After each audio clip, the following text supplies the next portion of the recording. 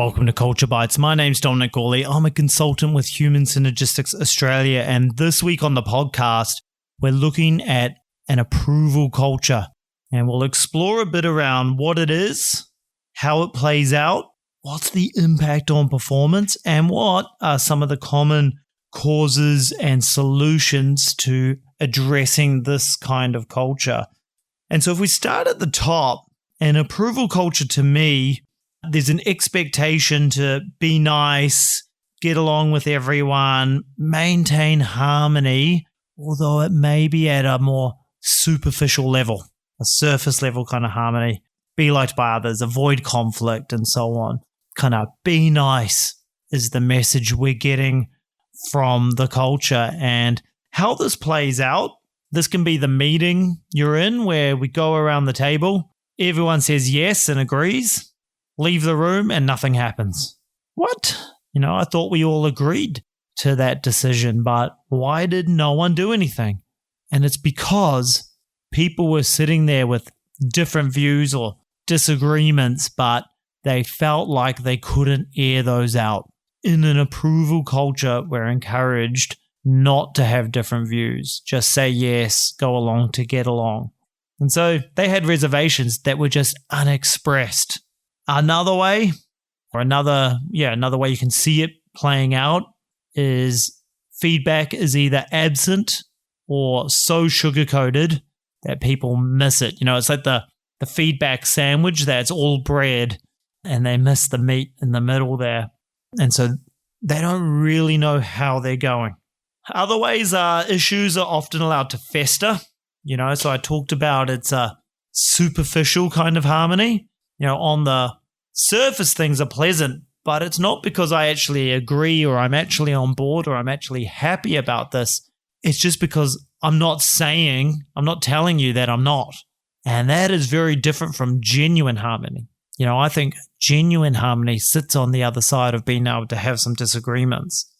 And so often things can kind of go underground and fester until eventually they explode and they have to be addressed at some point.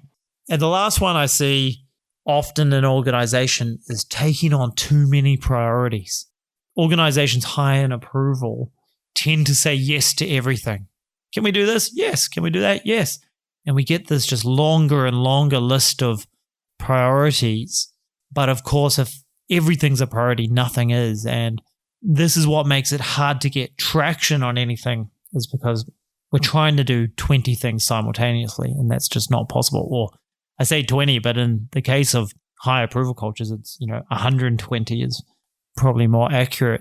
And so we tend to add to the list, but we never take away because we don't want people to be disappointed, which works in the short term because we're giving them a yes, but it leads to long-term disappointment when they can't get any traction and can't get any movement because we're not truly resourcing and setting it up for success.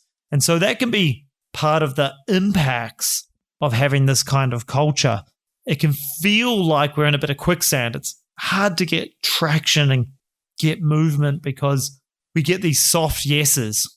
We say yes, but we don't really set things up for success, and really make a go of it by giving it the resources and attention and time and so on that it needs. We just add it, onto the never-ending list. As talked about with the meeting, people often lack commitment to executing on decisions. They'll say yes, but they don't really buy into it. They're just not telling you that they're not. In the case of the feedback, poor performance is allowed to slide and it goes unaddressed, which then becomes the standard. And so, hey, if that's what we're willing to accept, then everyone gets the message that, that's the level that's expected around here. Problems and issues people know about are allowed to continue until they blow up. And people often prioritize not upsetting their teammates over serving customer needs. So the customer needs that. Ooh, I don't want to upset that other team. So, I'll tell the customer no. Like they're more concerned about their team members than they are customers. What are some of the causes and solutions? First and foremost, I think leaders have the biggest impact on culture always. And so as a leader, I'm thinking about how well do we receive bad news or react to differing opinions. If you're someone who's hard to tell bad news to, you're probably driving an approval culture, right? Tell them what they want to hear, not what needs to be said, right? Filter the message going up rather than give the honest version of it. And it can be in the little tales, because often leaders will tell me, will say the right things, tell me the bad news and all that. But if you have a big reaction when someone does, the message they really get is, well, that wasn't worth it. So leaders have to be very aware of their reactions, particularly to bad news. And I know that's not always easy, but that's the burden of leadership. When it comes to performance, I think often goals are kind of vague and abstract. So we don't really know what we're shooting for. And even more so when it comes to performance appraisal time, it's often not really based on objective measures of performance because we don't have them. And instead, it's more subjective. How much does my manager like me? How well do I get on with them? And so it's really about ingratiating ourselves with the leader rather than performing. It can also play out with, who gets the promotion. Is it based on performance or is it based on tenure? Oh, they've been around longer, so it's their turn to get the role. But that's not a high achievement, high performing culture, right? That's nice. Everyone gets a turn. You just have to wait. That's approval. And one to think about as an individual leader is, do I allow room for dissent or do I push for conformity? So sometimes leaders in these organizations will deliver messages in group forums where the chance of someone speaking up and pushing back is much lower.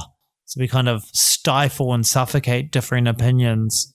And do we invite different opinions? So even as a facilitator, I notice this, and I do it sometimes by mistake, but when I explain something, I could ask, what did I miss? What questions do you have? Which implies I did miss something and you do have questions. Or I could say something like, does that make sense? And when I ask a question like, does that make sense? It's driving for conformity. It's driving people towards just saying yes and getting on with it. And so be aware as a leader of, how do I pose questions? Do I leave space and do I invite different views and do I invite dissent? Or am I driving for conformity?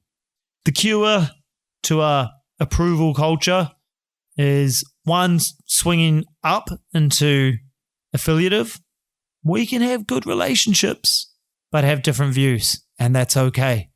And in fact, it's more enjoyable when you do have a different view, right? And so inviting that, but it's focused on the outcome, not on the person. So how do we get the ideas out and brainstorm and have good problem-solving methods?